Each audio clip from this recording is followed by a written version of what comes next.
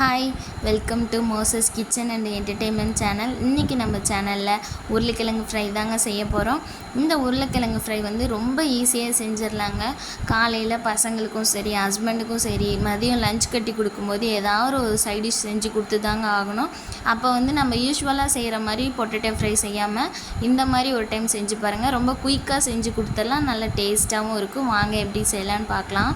அதுக்கு ஒரு மிக்ஸி ஜாரில் ஒரு 8 வரமிளகாய் ஊற வச்சு சேர்த்துக்கிறேன். அது கூட ஒரு 20 பல் பூண்டு சேர்த்துக்கலாம். இப்போ நான் ஒரு ஸ்பூன் ஜீரகம், ஒரு 1/4 ஸ்பூன் அளவுக்கு சோம்பும் ஊற வச்சு எடுத்திருக்கேன். அதையும் இது கூட சேர்த்துக்கிறேன். சும்மா கொஞ்சமாக புளி சேர்த்துக்கலாங்க இது கூட. இப்போ இதுக்கு மசாலாவுக்கு தேவையான அளவுக்கு உப்பு சேர்த்து நல்லா மிக்சியில் போட்டு அரைச்சி எடுத்துக்கலாங்க.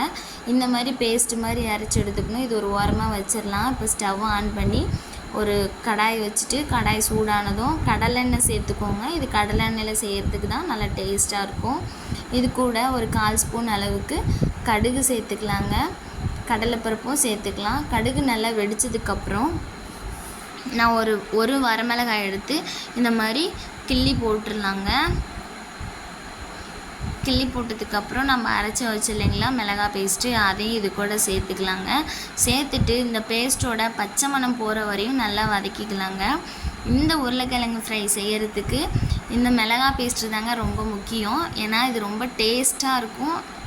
இதில் போட்டிருக்க பொருளெல்லாம் அப்படியே நீங்கள் போடுங்க. நீங்கள் எந்த அளவுக்கு உருளைக்கிழங்கு எடுக்கிறீங்களோ அந்த அளவுக்கு பேஸ்ட்டை வந்து போடுற மசாலாலாம் கூட குறைச்சி போட்டு எடுத்துக்கோங்க. இப்போ அது நல்லா வதக்கியாச்சு. இப்போ இது கூட ஒரு 1/4 ஸ்பூன் அளவுக்கு நான் பெருங்காயத்தூள் சேர்த்துக்கிறேங்க. சேர்த்துட்டு நல்லா மிக்ஸ் பண்ணி விட்டுறலாம். நான் ஒரு 4 உருளைக்கிழங்கு எடுத்து தோல் சீவி உப்பு போட்டு வேக வச்சு தண்ணி நிறுத்தி எடுத்து வச்சுருக்கேங்க. இப்போ அதையும் இது கூட சேர்த்துக்கலாங்க. இந்த உருளைக்கிழங்கு ஃப்ரை வந்து நம்ம யூஸ்வலாக செய்கிற மாதிரி இல்லாமல் இது ரொம்ப சீக்கிரமாக செஞ்சிடலாங்க. ரொம்ப டேஸ்ட்டாகவும் இருக்கும். மறக்காமல் ஒரு டைம் இதை ட்ரை பண்ணி பாருங்கள். இப்போ நல்லா மசாலாலாம் உருளைக்கிழங்கு சேர்கிற மாதிரி மிக்ஸ் பண்ணி விட்டுறலாம். மிக்ஸ் பண்ணி விட்டுட்டு ஒரு தட்டு போட்டு மூடி அடுப்பு லோ ஃப்ளேம்லேயே வச்சு ஒரு 2 மினிட்ஸ் அப்படியே குக்காக விட்டுறலாங்க. ஏன் அப்படின்னா அப்போ தான் அந்த மசாலாலாம் வந்து உருளைக்கிழங்கோட நல்லா சேர்ந்து வரும். அதுக்காக தான்.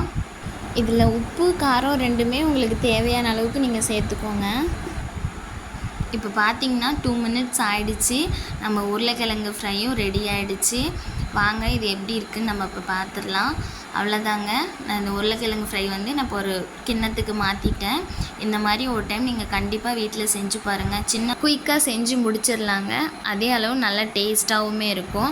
இது வந்து ரசம் சாதம், தயிர் சாதம், சாம்பார் சாதம், வெரைட்டி ரைஸ் கூடலாம் வச்சு சாப்பிட பெஸ்ட்டு காம்பினேஷனுங்க. மறக்காமல் ஒரு டைம் ட்ரை பண்ணி பாருங்கள். இந்த வீடியோ உங்களுக்கு பிடிச்சிருந்துச்சுன்னா லைக் பண்ணுங்கள், ஷேர் பண்ணுங்கள், கமெண்ட் பண்ணுங்கள். மறக்காமல் நம்ம மோசஸ் கிச்சன் அண்ட் என்டர்டெயின்மெண்ட் சேனலை சப்ஸ்கிரைப் பண்ணுங்கள். தேங்க்யூ.